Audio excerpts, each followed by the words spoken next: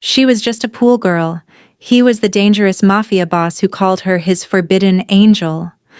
But when she woke up beside him the next day, everything changed. How far would you go when the man who could destroy your life becomes the one who gives it meaning? I look at the clock and sigh. Another hot day working by the pool. The water shines blue under the bright sun, and my skin feels sticky with sweat. I've been at the Mirage Resort for 3 years now. Not my dream job, but it pays the bills while I study. My hands are red from the cleaning chemicals I use to scrub the chairs. No one notices. The rich people who stay here don't see me. I'm just the girl who brings fresh towels and picks up their trash. Martina! My boss, Mr. Patel, waves his clipboard at me. The VIP area needs cleaning, now. I nod and grab my cart. My apartment rent is due next week, and I need this job. My tiny home isn't much. Just one room with a kitchen too small to cook in, and a shower that runs cold after 5 minutes. But it's mine. As I push my cart across the hot cement, I think about my mom. The hospital bills keep coming, and my pay barely covers them. I had bigger dreams once. I wanted to finish my degree and help people heal their bodies. Now I just help rich people relax by a pool. Excuse me, a lady in a big hat calls to me. My drink isn't cold enough. I take her glass with a smile I don't feel. This is my life, fixing problems for people who have no real problems. The VIP area is empty when I arrive. I'm grateful for the quiet as I wipe down the fancy chairs and fluff the expensive pillows. Through the fence, I can see the normal people at the beach. They laugh and play in the waves. Free. Sometimes I wonder if I'll ever feel that way again. My phone buzzes. A text from my roommate. Landlord raised rent again. We need to talk. My stomach tightens. I can't afford more money for rent. Not with Mom's medicine costing so much. The sun starts to set as I finish my work. Orange and pink colors paint the sky. Pretty, but I'm too tired to enjoy it. My feet hurt in my cheap shoes that should have been replaced months ago. You missed a spot. The voice comes from behind me, deep and smooth like honey. I turn and freeze. Everyone knows who Dante Castellano is. His family owns half the city, the legal half and the not-so-legal half. His dark eyes look right through me. I'm sorry, sir, I say, my heart beating fast. I'll fix it right away. He doesn't move, just watches me. Something in his look makes my skin tingle with warning. Or maybe something else. What's your name? He asks. Martina, I whisper. Martina. He repeats, like he's tasting my name. You have sad eyes for someone so young. I don't know what to say. No one ever really sees me here. No one important anyway. I'll be swimming late tonight, he says. Make sure you're the one on duty. It's not a request. I know that much about men like him. They don't make requests. They give orders. As he walks away, I feel like my simple life just got very complicated, and maybe a little dangerous. I check my watch for the 10th time. It's almost midnight. 2 hours passed when my shift should have ended. The pool area is empty except for me and the gentle sound of water hitting the sides. The moon makes silver paths across the blue water. I'm tired, hungry, and worried about missing the last bus home. He's not coming, I whisper to myself. Why would a man like Dante Castellano care about a pool girl anyway? I start to gather my things when I hear footsteps on the stone path. He walks in with 3 men in dark suits. They look around the pool area with sharp eyes, checking every corner and bush. I stand very still, my hands clutching my bag. Dante wears a white shirt open at the neck and black pants that look more expensive than my rent. His eyes find me right away, like he knew exactly where I would be. You waited, he says, his voice deep in the quiet night. You said to, I answer, trying to sound braver than I feel. He nods to his men and they move back to the entrance, far enough away to give us space but close enough to watch. One of them speaks quietly into his sleeve. I realize it's a radio or phone. These aren't just friends. They're guards.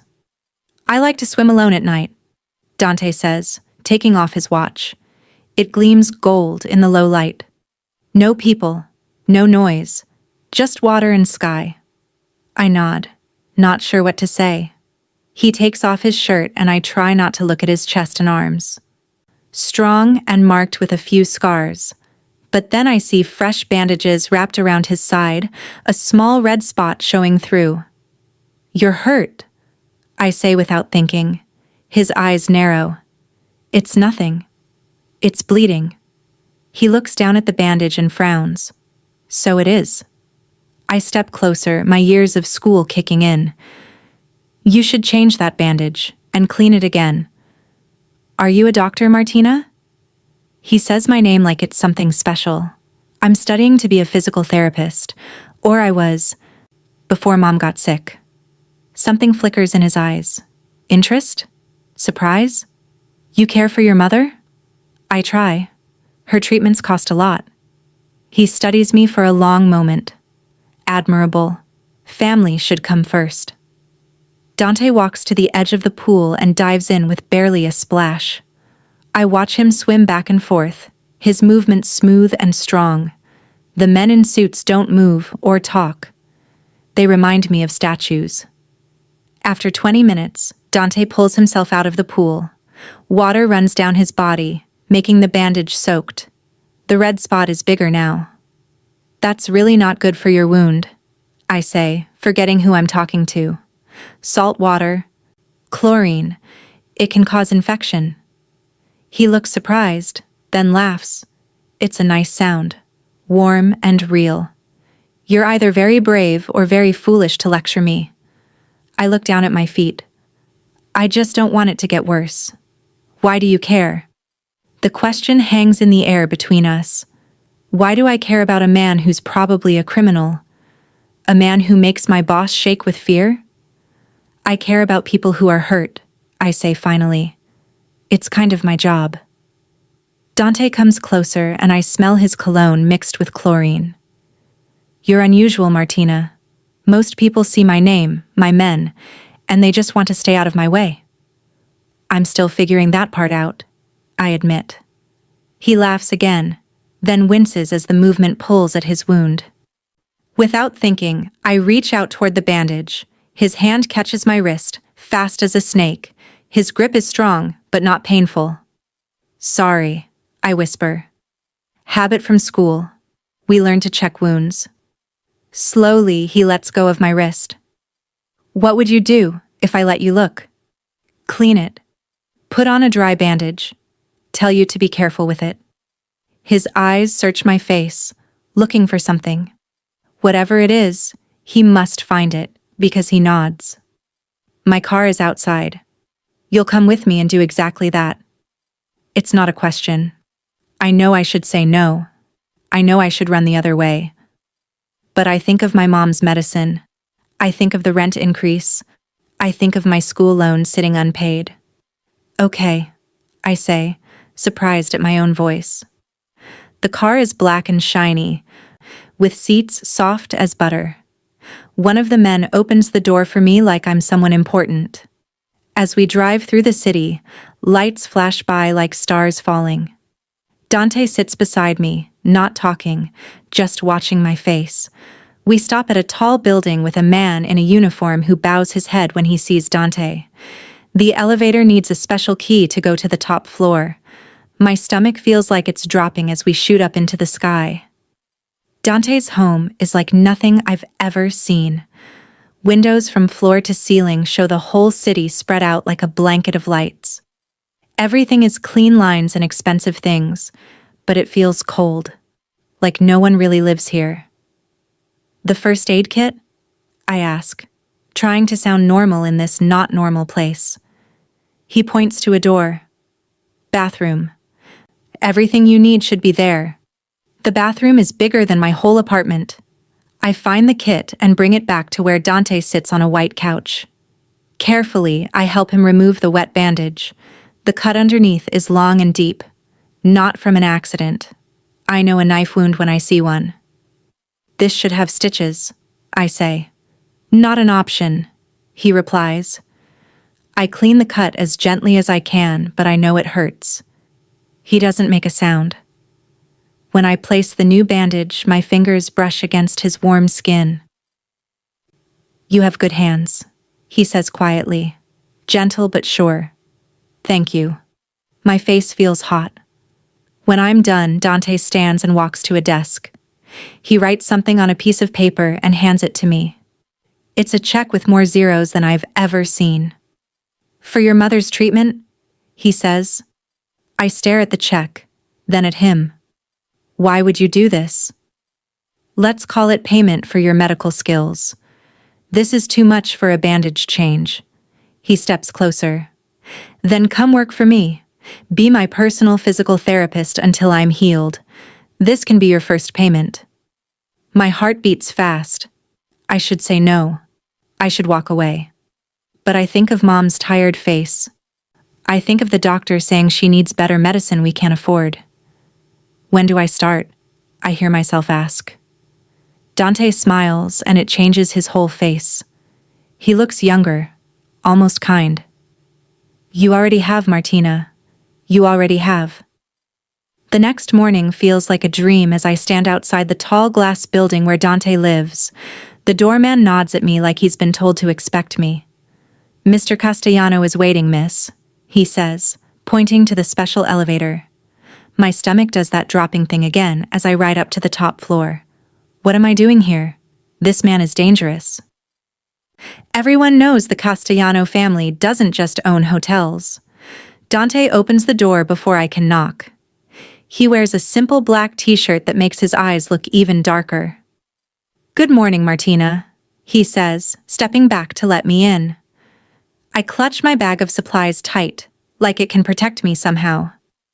I brought some better bandages, I say, my voice small in the huge room, and some cream that will help the cut heal faster.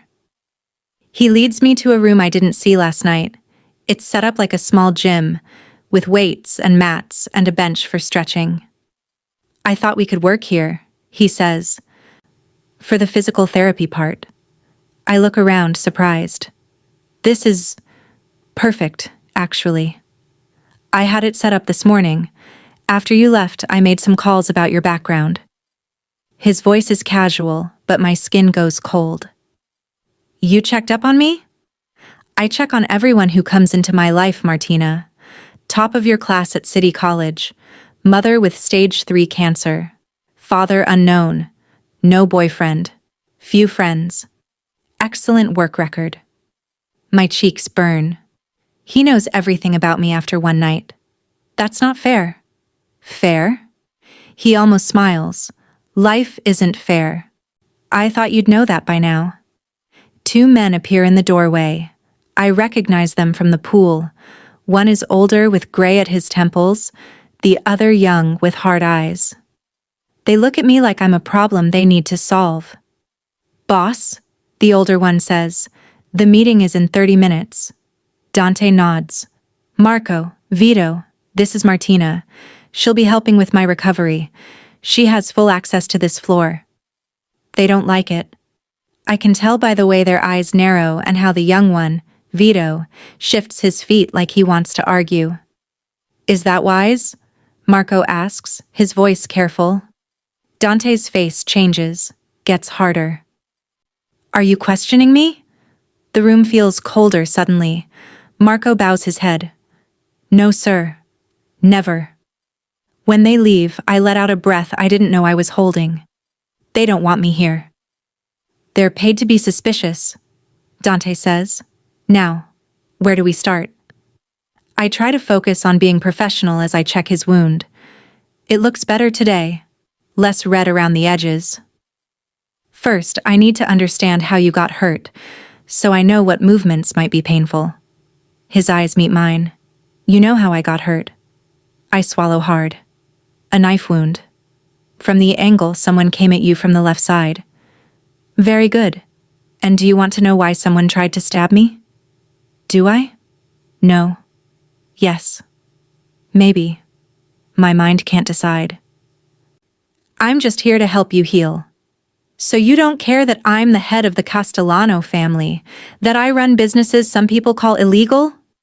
My hands shake a little as I apply the new bandage. What you do is your business. I'm here for my mom. He catches my hand, holds it against his side. His skin is warm under my palm. Look at me, Martina. I do. His eyes aren't cold now. They're searching, like he's trying to see inside my head. You're afraid, he says, but not as afraid as you should be. Why? I don't scare easily. I lie. He lets go of my hand, smiling a little. Another interesting thing about you. The next 3 hours, I lead him through gentle exercises to test what hurts and what doesn't. I try to be professional, but it's hard when his men keep walking in and out, watching me with suspicious eyes.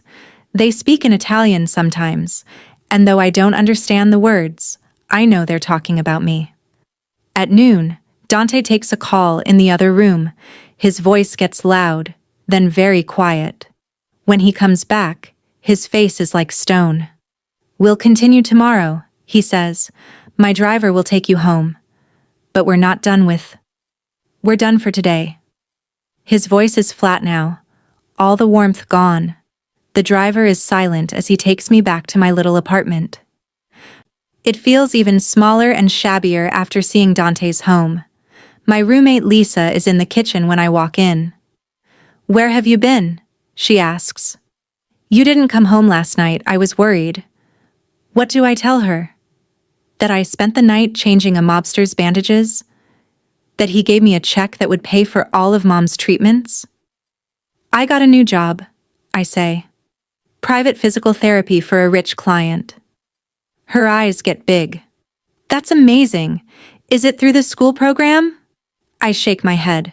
Just lucky, I guess. That night, I can't sleep. I keep thinking about Dante's eyes, the way they changed from warm to cold in seconds, the way his men watched me like I was a bomb that might go off, the knife wound that no one would talk about. My phone buzzes at midnight, a text from a number I don't know. Car will pick you up at 7 a.m. Bring breakfast. I like coffee black. D. I stare at the words in the dark. He's giving me orders now? I almost text back something angry, but then I remember my mom. I remember the check. I remember how Dante looked at me like he could see things in me no one else could. Morning comes too soon. The black car waits outside my building, making my neighbors peek out their windows. The driver opens the door without speaking. On the seat is a small box. Inside is a phone, shiny and new. What's this? I ask the driver. Secure line, he says, the first words he's spoken to me. Boss wants you to use only this phone when you contact him. For your safety. My safety? What does that mean? The city passes by outside the tinted windows. I'm moving between two worlds now, my normal one with bills and school and friends, and Dante's world of dark cars and men with guns and secret phones. The new phone buzzes in my hand. A text from D. Don't trust the coffee shop on the corner. Vito says they water down their beans. Stop at Gino's on 5th instead. I almost smile. He's still giving orders, but this one seems almost normal, like something a friend would say. When I reach his building, Dante is waiting in the lobby. He looks tired, with shadows under his eyes. You didn't text back, he says as we walk to the elevator. I didn't know I was supposed to. When I text, I expect an answer. His voice isn't angry, just matter of fact. I'm not one of your men, I say, feeling brave. I'm your physical therapist. The elevator doors close, leaving us alone in the small space. He steps closer, and I can smell his cologne, something expensive and woodsy. You're in my world now, Martina. There are rules here. I have rules too, I say, my heart beating fast. Rule 1. I'm here to help you heal, not to take orders about coffee.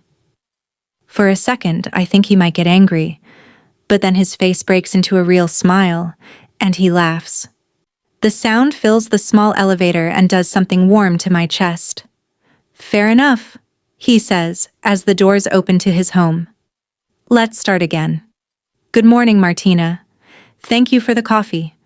Shall we begin today's therapy? I step into his world, feeling less afraid than yesterday. Still careful, still aware of the danger, but curious too. There's more to Dante Castellano than what people whisper about. And for some reason I can't explain, I want to find out what that is.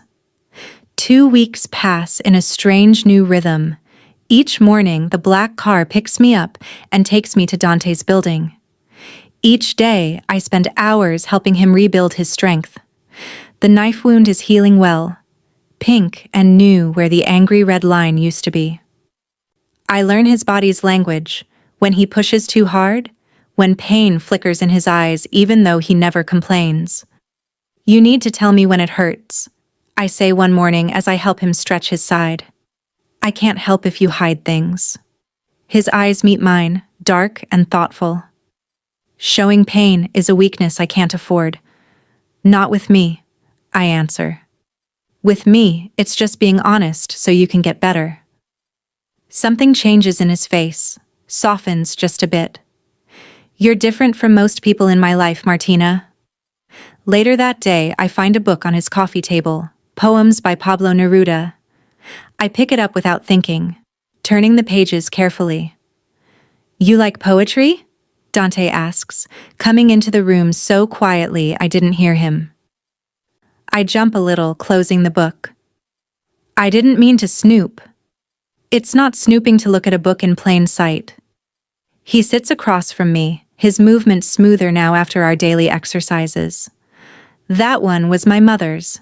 She used to read it to me. I try to picture a young Dante, listening to his mother read love poems. It doesn't fit with the man who makes people nervous just by walking into a room.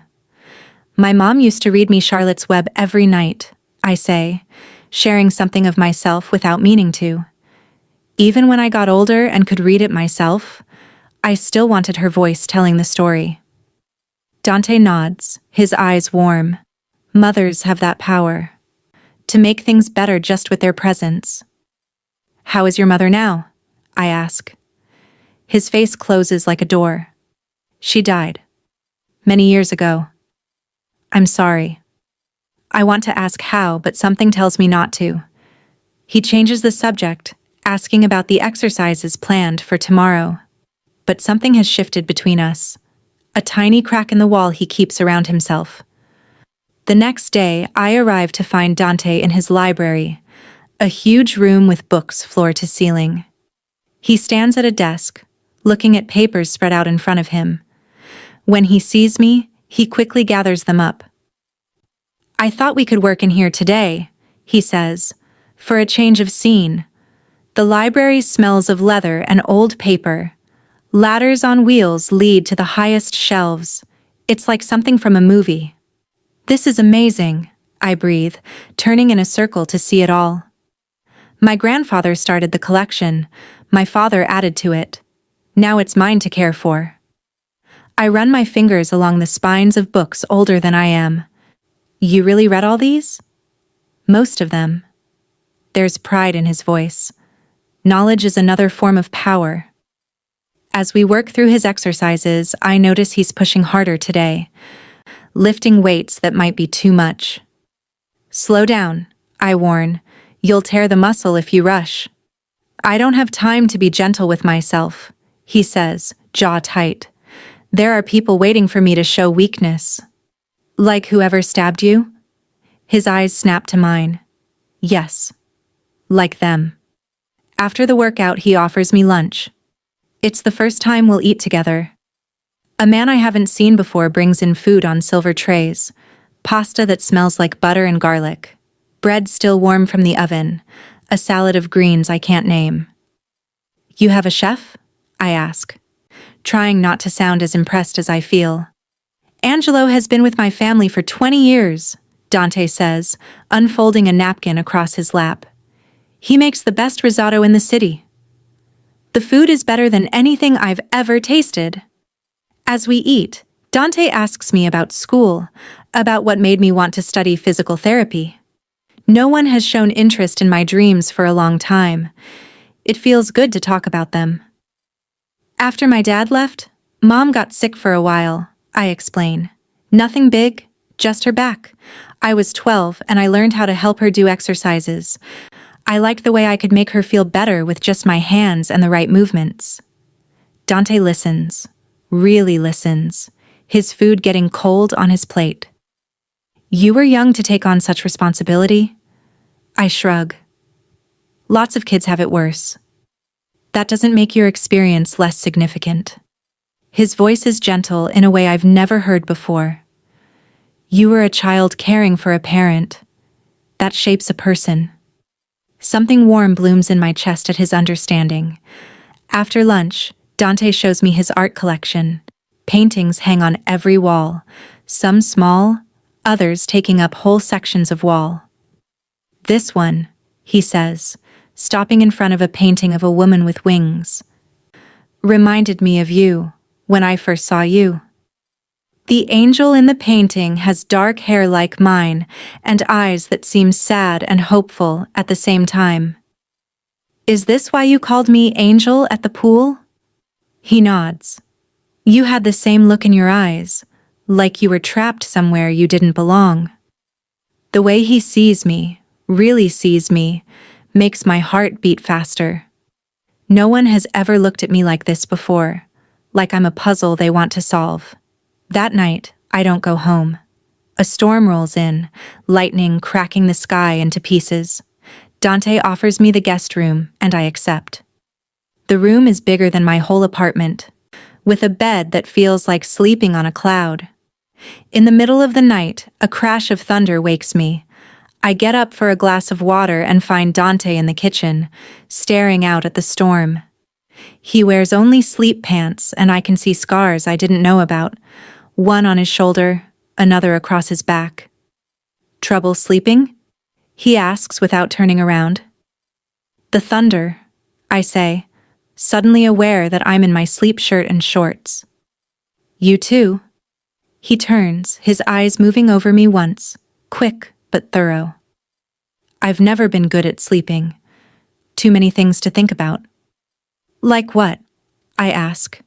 Feeling brave in the dark kitchen with rain beating against the windows, like whether I'm doing the right things, making the right choices. He pours water from a pitcher into a glass and hands it to me. Our fingers brush, and that warm feeling comes back to my chest. For your business? I ask. For my family. The people who depend on me.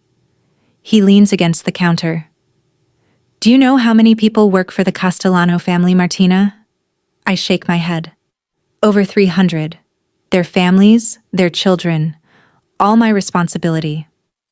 I think about this man who everyone fears, standing in his kitchen at night, worrying about the people who depend on him. It doesn't fit with the stories I've heard. Is that why you do it? I ask. The things people whisper about? To take care of your people? His eyes hold mine in the dim light. The world isn't black and white. Sometimes good people do bad things for the right reasons. And sometimes bad people do good things for the wrong reasons, I say. He almost smiles. Which one am I? I think about the check he gave me for my mom. I think about how he listens when I talk. I think about the men with guns who follow him everywhere. I don't know yet. I answer honestly. The next morning, I wake to the sound of shouting. I rush out of the guest room to find Dante and Marco in the living room, faces tight with anger. They stop when they see me. Is everything okay? I ask. Business, Dante says shortly. Nothing for you to worry about. But I see the way Marco looks at me, like I'm the problem they're fighting about. Later, as I help Dante with his stretches, I can feel the tension in his muscles. You're wound up tight today, I say, pressing my hands against his back. Whatever you and Marco were fighting about, it's still with you. Dante is quiet for a long moment. Marco thinks I'm letting my guard down. With you. My hands freeze on his shoulders. Is he right? Dante turns to face me, so close I can see the tiny flecks of gold in his dark eyes. Yes. And that frightens him. It should frighten me too. Does it? I whisper. Not as much as it should. His hand comes up to touch my face, just his fingertips against my cheek. The gentleness of it makes my eyes sting with unexpected tears. The front door bangs open before he can say more. Vito rushes in, his face pale. Boss, they found Ricci. It's bad. Dante's hand drops away from my face. The warmth in his eyes vanishes, replaced by something cold and hard. Where? The warehouse. They left him alive. Barely. Dante moves away from me, already reaching for his phone. Get the car. Call the doctor. Dante? I say, not sure what I'm asking. He looks back at me, and for a second I see conflict in his eyes. Then his face closes off completely. You should go home, Martina. My driver will take you. But our session is over. His voice is the one he uses with his men. No room for argument. I'll send for you when I can. As the car takes me home, I stare at the city passing by. I've seen a side of Dante today that scares me. Not because I think he would hurt me, but because I'm starting to care for a man who lives in a world where violence is just a phone call away. A world I'm not sure I can be part of. But as I touch my cheek where his fingers were, I know it's already too late to walk away unharmed. Whatever is growing between us has roots now, and cutting them will hurt worse than any knife. 3 days pass with no word from Dante. The special phone he gave me stays silent. I go to my regular job at the pool, but everything feels dull and far away. I jump every time someone walks through the gate, hoping it might be him. It never is. On the 4th day, I visit my mom at her small house across town. She looks better than last time, with more color in her cheeks. The new medicine is working. Medicine I could only afford because of Dante. You seem different, Mom says as we sit on her tiny porch. Her eyes still see everything, even when she's sick. What's going on with you? Baby girl? I wrap my hands around my tea mug, feeling the warmth. I met someone. Her eyes light up. A boyfriend? No, not that. I look out at her small garden where the roses need trimming. A friend. Someone complicated. Mom watches my face carefully. Complicated how? How do I explain Dante to my mother? The man who runs half the city, whose name makes people lower their voices. The man who showed me his mother's poetry book and touched my face like I was something precious. He comes from a different world than us. I say finally. She nods slowly. Rich? Yes. But it's more than that. His family has power, the kind that scares people. Mom goes very still. Martina, please tell me you're not mixed up with the Castellanos. The sound of his name on her lips shocks me. How did you know? This is a small city. People talk. Her hands shake a little as she sets down her tea. Baby, those people are dangerous. The things they do. He helped us. I cut in. The new medicine, the better hospital room. That was him. Mom's face goes pale. You took money from Dante Castellano? Do you know what he'll want in return? It's not like that. I'm his physical therapist. I help him with an injury. And that's all? Her eyes search mine. I think about his fingers on my cheek, the way his eyes softened when he looked at me. That's all. I lie. Later that night, my roommate Lisa sits on my bed, her face serious. Where have you really been these past weeks? And don't say work. I called the pool. They said you've been taking a lot of time off. I sigh, too tired to make up more stories. I told you, I got a private client. Who? Her eyes narrow. Rich people always have staff that talk. Word gets around about a new face working for someone important. My stomach tightens. Has someone been asking about me? Lisa bites her lip. My cousin Joey works security at the Crown Hotel. He said men were asking about you. Showing your picture. Men who work for the Castellanos. The room seems to tilt a little. What did they want to know? Who your friends are, where you go. If you talk about your new job. Lisa grabs my hand. Martina, what have you gotten into? Before I can answer, the special phone buzzes. A text from Dante. Car coming, 10 minutes. Lisa sees the message over my shoulder. Oh my God, it is true. You're working for him. It's just a job, I say, but my voice sounds weak even to me. People who get close to the Castellanos end up in trouble. Or worse. Lisa's eyes fill with tears. Remember my cousin Tony? The one who disappeared last year? He was delivering packages for them. Then he started asking questions about what was inside those packages. A cold feeling spreads through my chest. What are you saying? I'm saying be careful. Whatever you think you know about Dante Castellano, you don't know the whole story. The black car arrives exactly when the text said it would. The driver is different this time, younger, with a hard face. He doesn't speak as we drive through the night to a place I've never been before. Not Dante's building, but a restaurant with a sign that says Valentino's in red letters. The driver leads me through a side door and down a hall to a private room in the back. Dante sits at a table with a white cloth and candles. He wears a dark suit that makes his shoulders look wider. He stands when I enter. Martina, he says, and just the way he says my name makes my heart beat faster. Thank you for coming. You didn't give me much choice, I say, still feeling strange after my talks with Mom and Lisa. His eyes narrow a bit. You always have a choice. The room feels too warm suddenly. A waiter brings wine and food I don't remember ordering. Dante asks about my days away, but I can tell his mind is somewhere else. There's a new tension in the way he holds himself. What happened with your friend? I ask. The one who was hurt. Ricci? Dante's face goes still. He'll recover. That's all you need to know.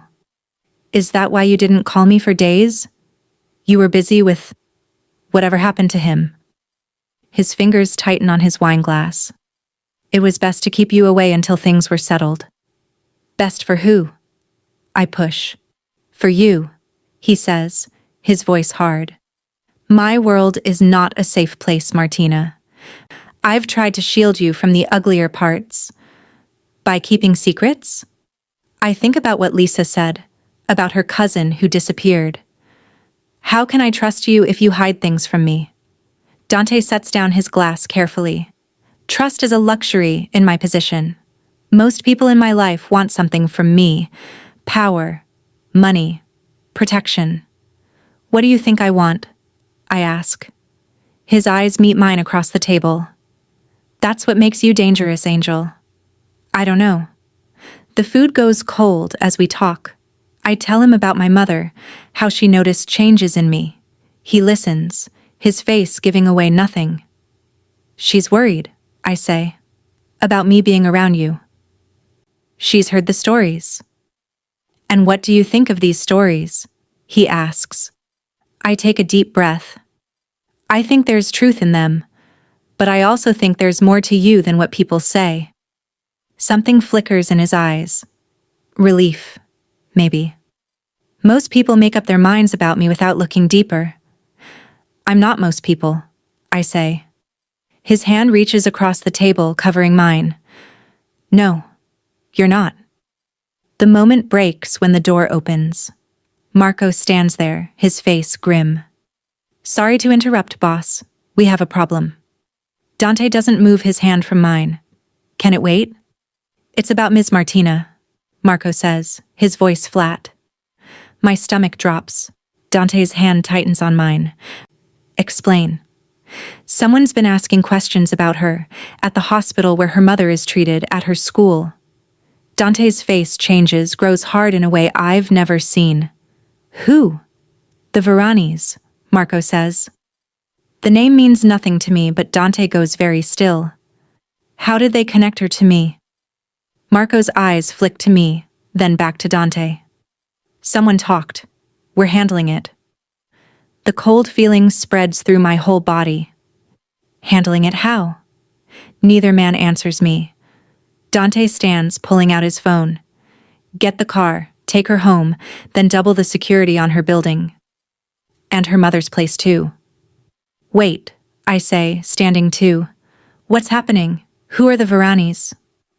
Dante finally looks at me, and the coldness in his eyes scares me more than anything has so far. People who want to hurt me, and now they think hurting you is the way to do it. Because of us? I ask, my voice small. His jaw tightens. Because they see you as my weakness. Am I? The question hangs in the air between us. For a second, the mask slips, and I see fear in his eyes. Fear for me. Go home, Martina. My men will watch over you. And what will you do? I ask as Marco leads me to the door. Dante doesn't answer, just turns away to make his call. As I'm led to the car, I hear him speak in a voice that doesn't sound like the man I've come to know. Find them. All of them. Tonight. The car takes me home through streets that suddenly feel dangerous. I think about Mom's worried face, Lisa's warnings, the men asking questions about me. For the first time, I wonder if the price of knowing Dante Castellano might be more than I can pay. Back in my apartment, I lock the door and sink to the floor, my head in my hands. Outside, I know men are watching my building, keeping me safe. But I don't feel safe. I feel caught between two worlds that can't exist together. My simple life with Mom and school and normal worries, and Dante's world of power and secrets and danger. The special phone buzzes with one more text before the night ends. I'm sorry to pull you into this, but I will keep you safe, whatever it costs. Trust me, Angel. I stare at his words in the dark of my room. The scary thing is, despite everything I've learned today, I do trust him. And that might be the most dangerous thing of all. A week passes in a strange new normal. Men in dark suits watch my building from cars with tinted windows. They follow me to school, to the store, to my mom's house. They try to be invisible, but I feel their eyes always on me. The special phone stays quiet. No texts from Dante. No black car waiting to take me to his world. Lisa moves out 3 days after our talk about the Castellanos. I love you, she says as she packs her clothes, but I can't be part of whatever this is. Those men watching the building, it scares me. I can't blame her. It scares me too. But what scares me more is how much I miss him. How I keep checking the phone for messages that don't come. How I find myself looking for his face in crowds. At school, people look at me differently now. They whisper when I walk by. Someone wrote "mob girl" on my locker. I wash it off before anyone else can see, my hands shaking with anger and shame. My teacher stops me after class. Martina, is everything okay? Your work has been distracted lately. I force a smile. Just tired. Mom's treatments take a lot of time. She nods, but I can tell she doesn't believe me. No one does anymore. Mom calls me that night, her voice tight with worry. There's a car parked across from my house, has been for days. Black, with men inside. Their protection, I say, the word feeling strange in my mouth. Dante sent them to keep us safe. Safe from what? She demands. What have you gotten mixed up in? I don't know how to explain. How to tell her that people might want to hurt me just because Dante cares about me. That my ordinary life has become tangled in something dangerous and complicated. It's temporary, I lie. Just until some business thing blows over. That night, I can't sleep.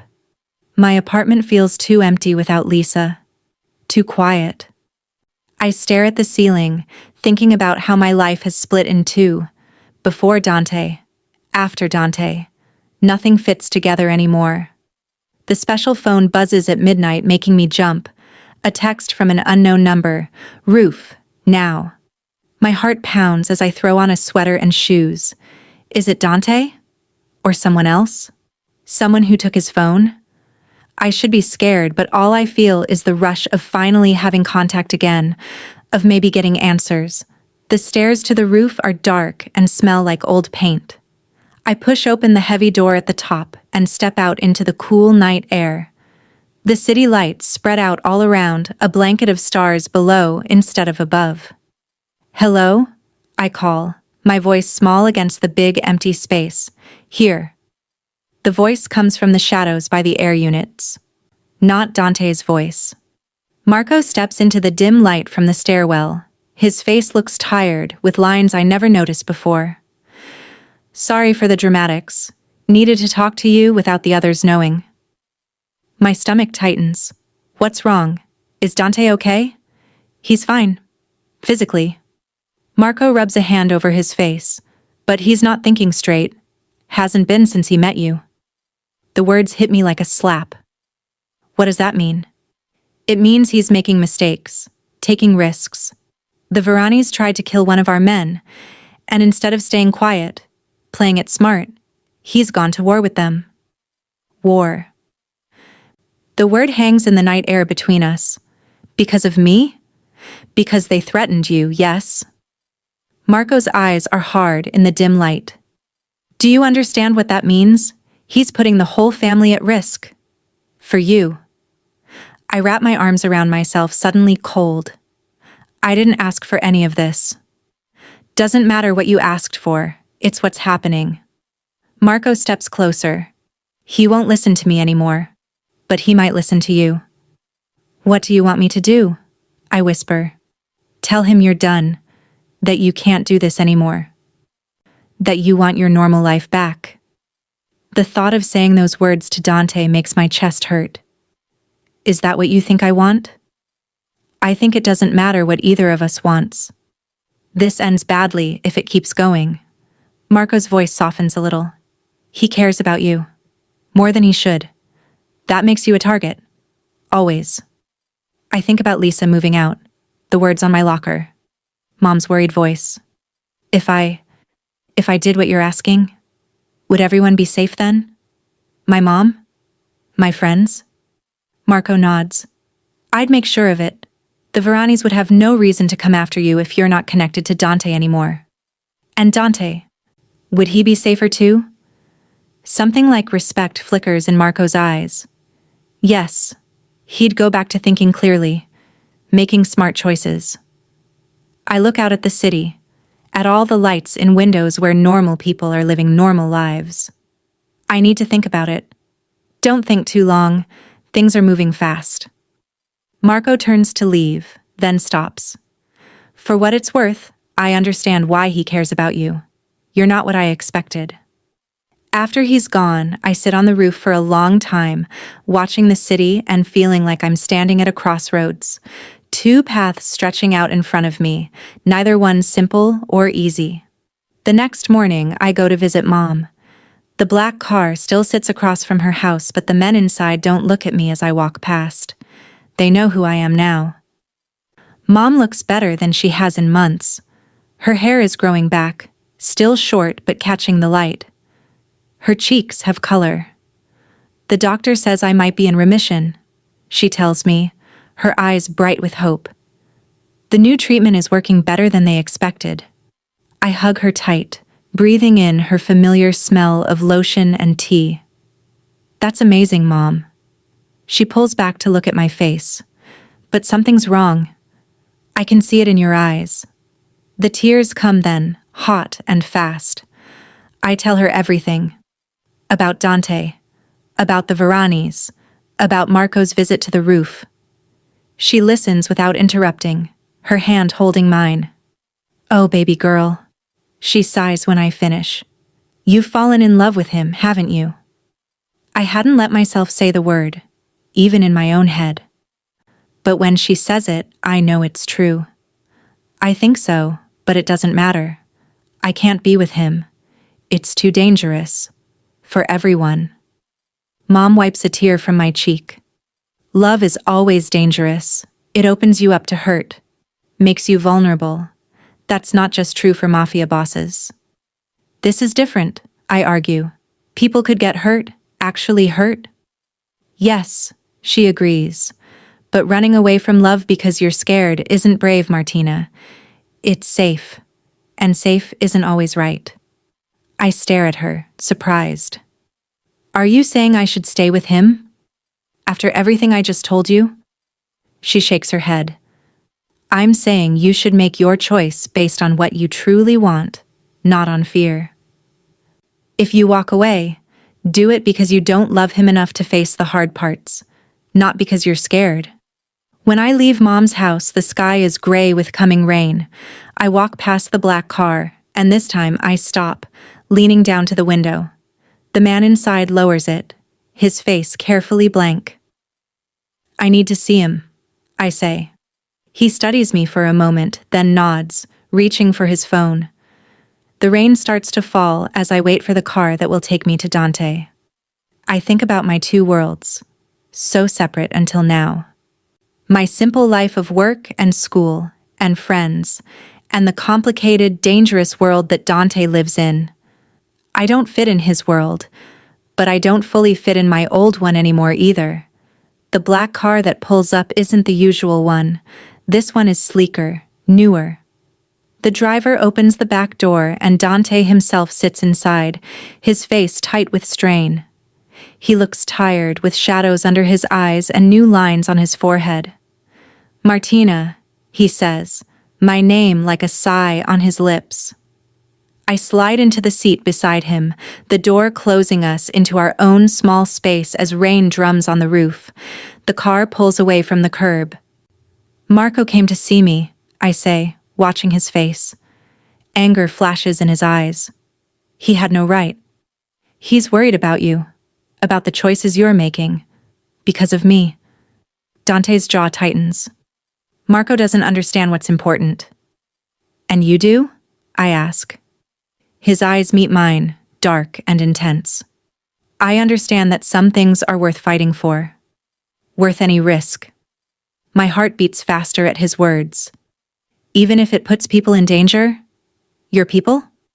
I protect what's mine, he says, his voice low and certain. Am I yours? The question slips out before I can stop it.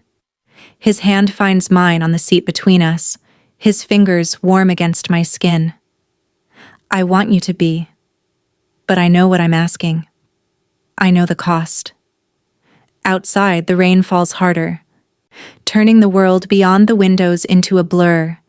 Inside, it's just us, breathing the same air, standing at the same crossroads. I don't fit in your world, I whisper. Then I'll build us a new one, he answers, like it's that simple. I look at our hands, joined on the seat, his larger, with small scars I've come to know, mine smaller, still soft from years of quiet living. I'm scared, Dante, not just of the danger, of losing myself in you, in this life. His fingers tighten on mine. I'm scared too. Of caring too much. Of giving someone the power to hurt me in ways knives and guns can't.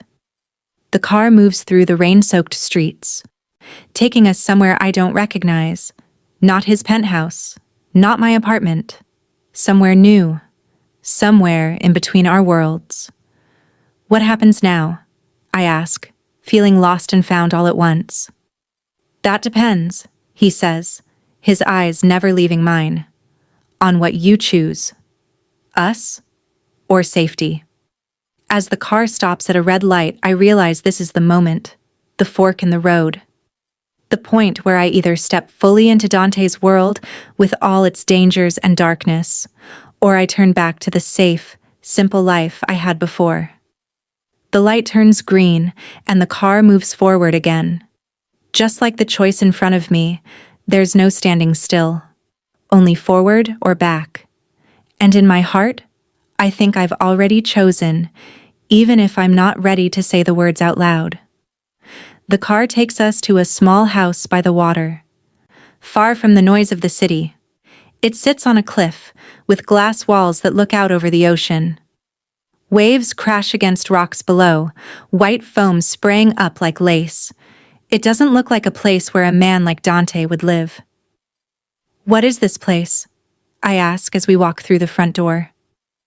"My mother's house," Dante says, his voice soft with memory. "I keep it exactly as she left it. No one comes here but me." The inside is warm and simple.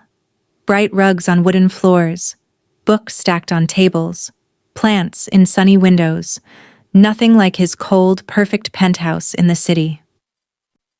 "It's beautiful," I say, running my fingers along a bookshelf.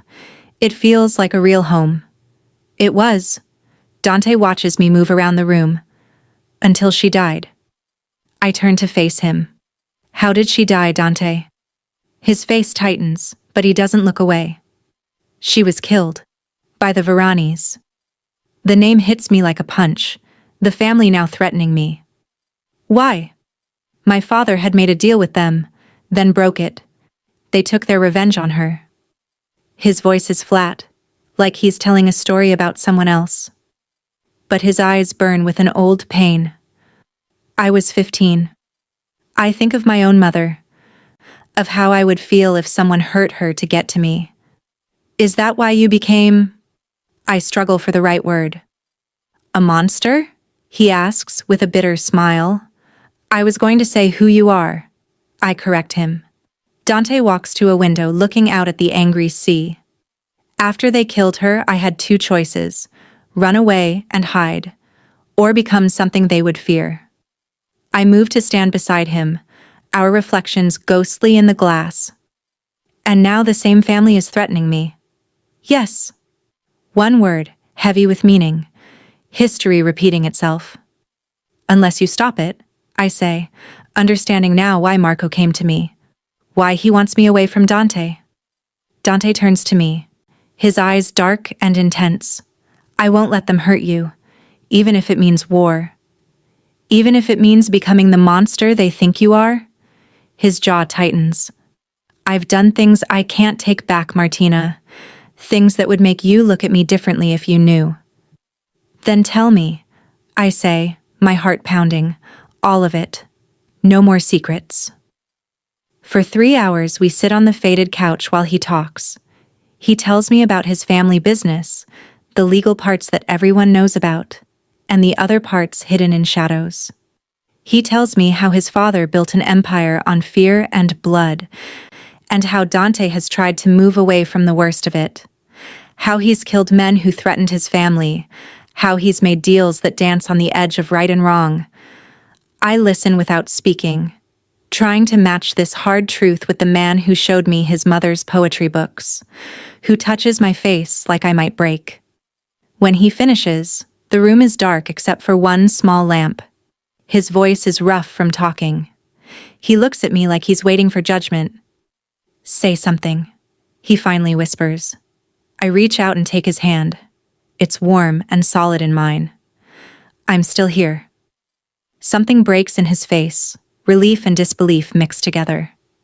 "You should run from me." "Probably," I agree, "but I don't want to." He pulls me close then.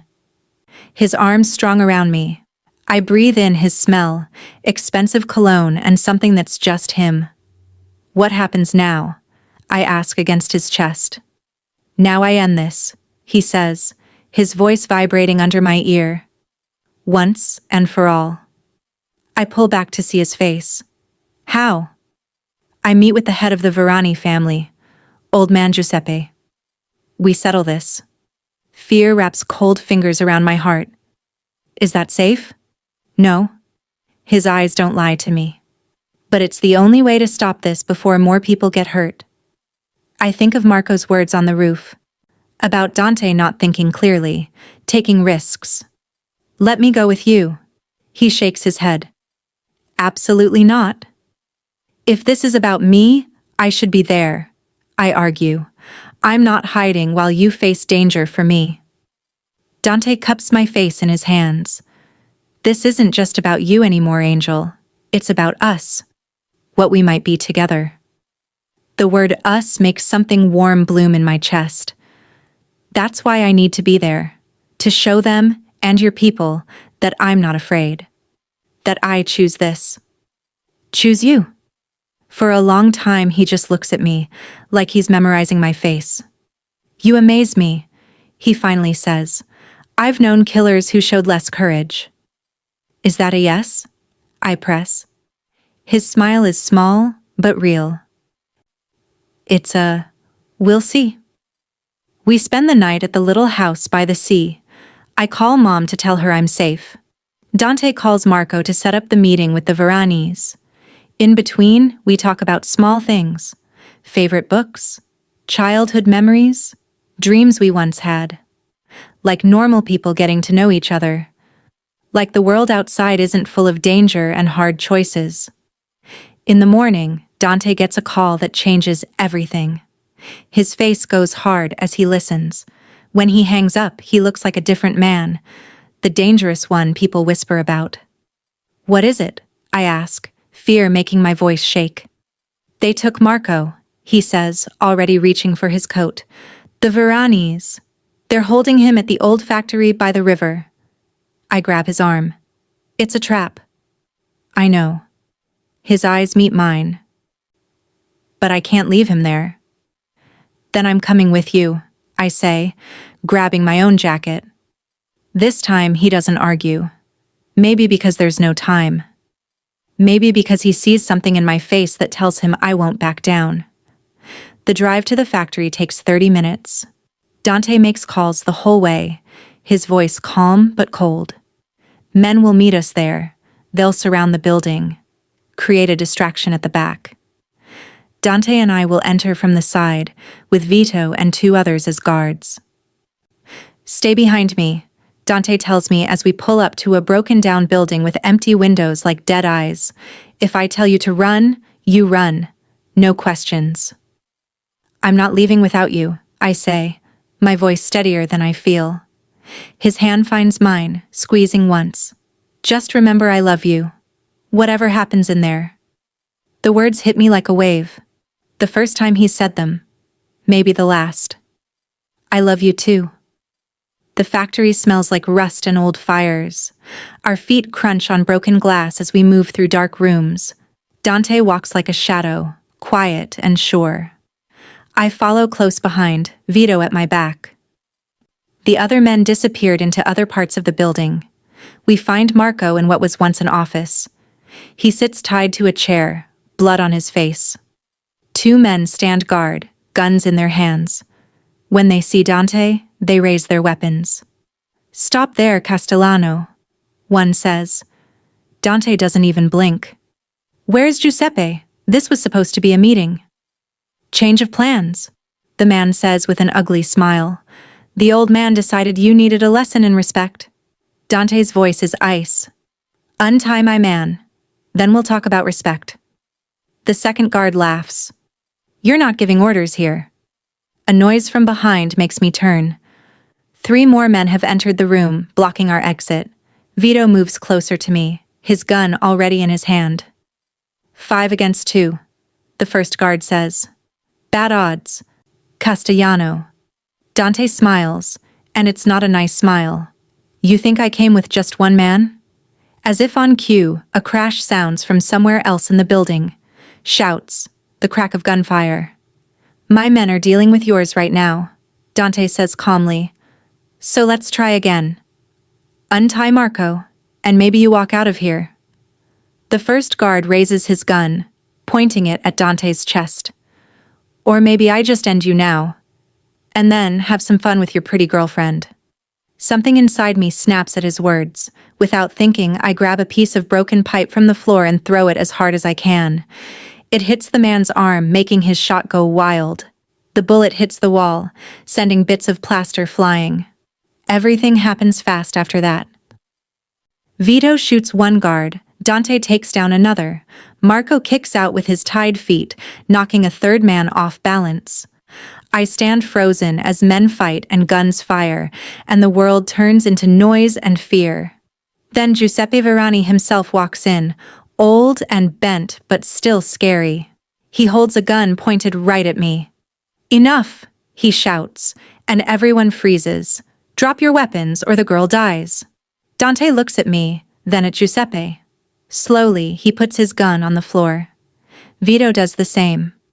"That's better," Giuseppe says, his voice like gravel. "Now we talk like civilized men." "There's nothing civilized about threatening women," Dante says, his eyes never leaving the old man's face. Giuseppe's laugh is dry and mean. "Says the man who took my grandson's life." "Your grandson tried to kill me first," Dante counters, "after your family broke the peace." "Peace?" Giuseppe spits on the floor. "There's no peace with Castellanos, just waiting for the knife in the back." I watch Dante's face, see the struggle there. Anger fighting with something else, something that looks like tiredness. "This has to end," Dante says finally. "We've been killing each other for 30 years, since before I was born." "It ends when your family is dust," Giuseppe says, the gun steady in his old hands. I look at these two men, one young and one old, trapped in a cycle of revenge that started before I was even alive. And suddenly I understand something important. They're both caught in a story they didn't start, but don't know how to end. "Stop," I say, my voice louder than I meant it to be. "Just stop." Giuseppe turns his cold eyes to me. "You should teach your woman to be quiet, Castellano." "I'm not his woman," I say, taking a step forward. "I'm a person, with a mother who's fighting cancer, with friends who worry about me, with a life that matters." I take another step, ignoring Dante's warning look. "And I'm tired of being a pawn in your stupid war. A war that's hurt people who never asked to be part of it. Like Dante's mother. Like your grandson. Like all of us." Giuseppe's gun wavers a little. "You know nothing about this, girl." I know that Dante doesn't want to be his father, that he's trying to change things. I look at Dante as I say this, seeing the surprise in his eyes. "And I think you're tired too, Mr. Varani. Tired of burying family." The old man's face changes. Just a little. Something sad flickers in his eyes. Pretty words. But blood demands blood. "No," I say, moving closer still. "That's just an excuse. Blood demands nothing. People choose revenge, or they choose to stop the cycle." Dante moves to stand beside me, his hand finding mine. "She's right. It has to stop. Not just for us, for all our people." For a long moment, no one speaks. No one moves. The gun in Giuseppe's hand seems to grow heavier. "Let her go," the old man finally says. "She has no part in this." Dante's hand tightens on mine. She goes, I go. That's the deal. And Marco too. Giuseppe looks at our joined hands, at our faces.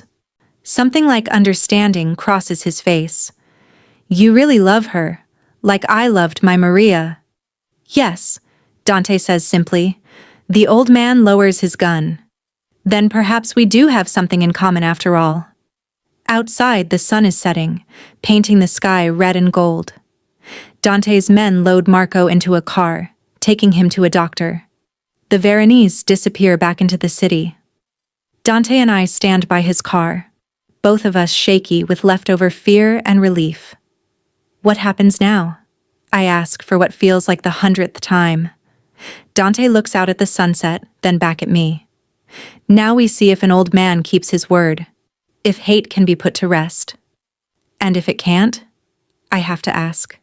He takes my face in his hands, eyes serious on mine. Then we face it together. No more secrets. No more hiding. Just us, fighting for our chance. I lean into his touch, into the promise of his words. Us, I agree, whatever comes next. As we drive away from the factory, I look back once at the broken building where everything changed, where I made my choice, where Dante made his, where we decided that love was worth the risk, worth the fight, worth everything.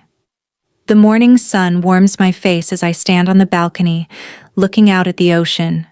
6 months have passed since that day at the factory. 6 months of learning how to live in a world that's neither fully mine nor fully Dante's, but something new we're building together. I wrap my hands around a coffee mug, feeling the heat seep into my skin. Below, waves crash against the shore in a steady rhythm that has become the soundtrack to my new life. Dante's mother's house is our home now. We moved in a week after the meeting with Giuseppe. Dante said it was safer away from the city, but I know the real reason.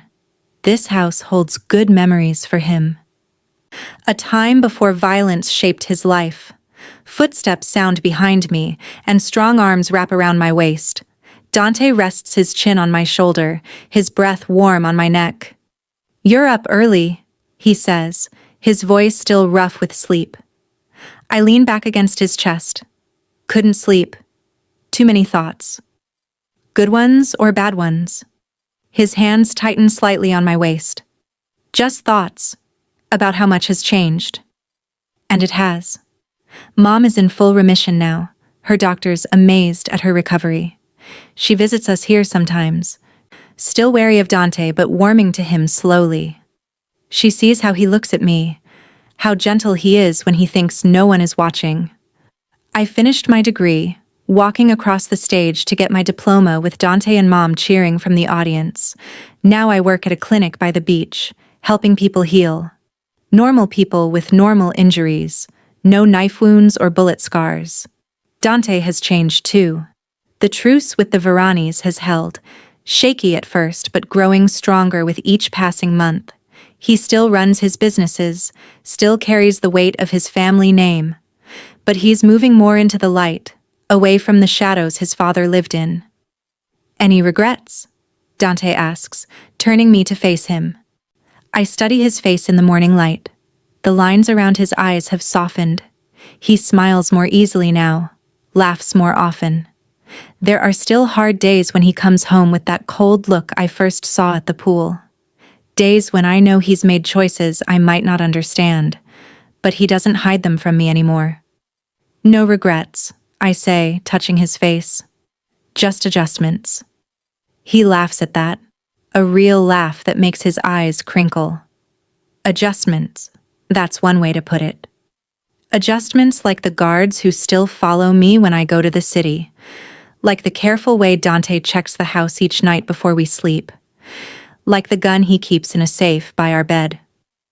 Adjustments like learning to love a man who lives by his own code of right and wrong. A man who can be ruthless in business but who reads poetry on rainy days, who can make grown men shake with fear, but who holds me like I'm made of glass. "Marco called this morning," Dante says, taking my coffee and sipping it. "The deal with the shipping company is done. All legal, all clean." Marco has become a friend in his gruff, careful way. He still watches me like he's waiting for me to run away screaming.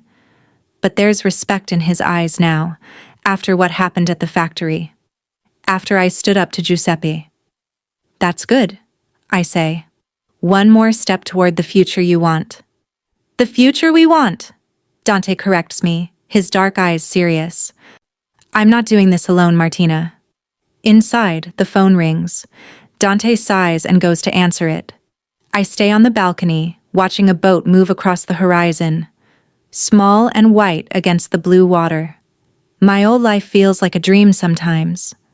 The pool girl who worried about bus schedules and rent checks, who lived in a tiny apartment with a roommate and counted every dollar. That girl wouldn't recognize me now, in this beautiful house by the sea, in love with a man whose name still makes people whisper. But in other ways, I'm still the same, still stubborn, still loyal to the people I love, still trying to help and heal. The core of me hasn't changed, even if everything around me has. Dante comes back outside, his face thoughtful. "That was Giuseppe Verani." My stomach tightens. What did he want? "To invite us to his granddaughter's wedding, next month." I stare at him, surprised.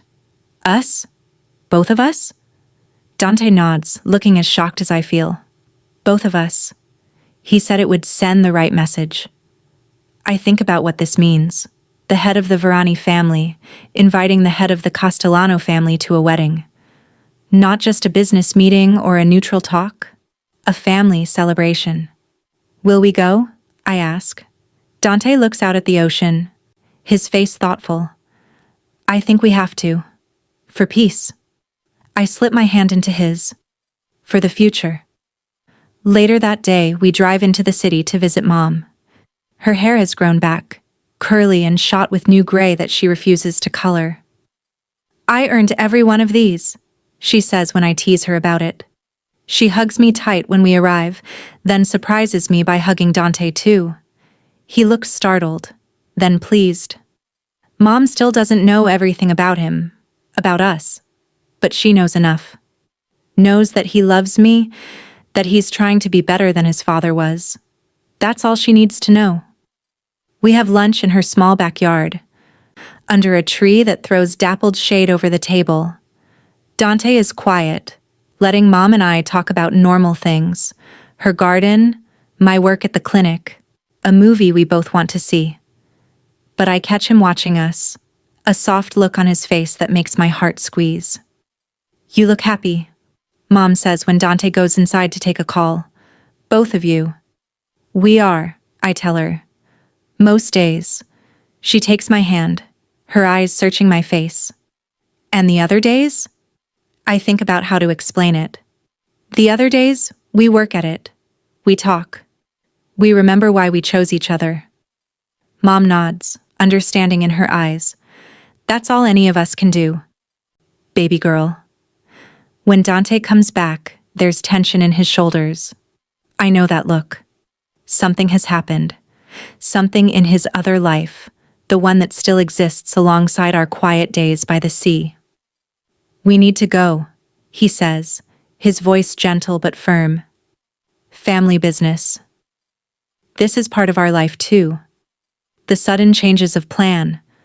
The careful way he says family business when he means something else. The unspoken agreement that there are still some things he handles alone. In the car, I ask, is everything okay? He takes my hand, kissing my palm before placing it back on my leg. Nothing for you to worry about. Just some disagreements about the new territories. I know he's protecting me, telling me enough but not too much. This is our balance. Honesty without full disclosure. Truth without all the hard details. It works for us, most of the time. We drive back to our house by the sea as the sun sets, painting the world in gold and pink. Dante puts on music, something soft and old that his mother used to play. I watch his profile as he drives, struck again by how much I love this complicated, dangerous, gentle man. At home, we sit on the porch swing, watching the stars come out one by one. The night is cool, but not cold. Perfect for being outside, for being together. I have something for you, Dante says, reaching into his pocket. He pulls out a small box, simple and black. My heart skips a beat. Dante? He opens it to show a ring, silver and delicate with a single diamond that catches the starlight. It was my mother's, he says, his voice rough with emotion. She would have liked you. Would have been happy to know it was yours. I look at the ring, then at him. At the man who called me his angel that first night at the pool, who saw something in me no one else had bothered to look for. Are you asking me something? I whisper. He smiles, that real smile that transforms his whole face. I'm asking if you'll marry me, be my wife. Build this new life with me, for real and forever. I think about all that's happened, all the fear and danger, all the love and hope, the adjustments we've both made, the compromises, the hard choices. Yes, I say, watching his eyes light up with joy. Yes to all of it. As he slips the ring on my finger, I know this isn't a fairy tale ending. There will be hard days ahead. Days when his past pulls at him. When the name Castellano feels too heavy to carry. When the balance we've found tilts and wavers. But there will be good days too. Days like this, full of love and hope, and the future we're building together. A future neither of us could have imagined when I was just a pool girl, and he was just a dangerous man who watched me from the water's edge. Later, as we lie in bed, the sound of waves in the background, Dante traces patterns on my bare shoulder. "Any second thoughts?" he asks, his voice quiet in the darkness. I touch the ring on my finger, feeling its weight and promise. No second thoughts. Just first ones. "What does that mean?" he asks, propping himself up to see my face in the moonlight. "It means I'm still discovering who we are together," I explain, "still learning how to be us." He smiles, leaning down to kiss me softly. We have time, all the time in the world. And in that moment, I believe him. I believe in the future stretching out before us, in the love we've fought for, in the new world we've created between his darkness and my light. It won't be easy, it won't be perfect, but it will be ours, and that's all that matters. As sleep pulls me under, I think about that first night at the pool, how scared I was, how lost, how I never could have guessed that the man everyone feared would become my home, my heart, my new beginning. My forbidden angel, he called me then. But we've both been saved, in our own ways. Both found something we didn't know we were looking for. Something worth any risk, any price, any adjustment. Each other.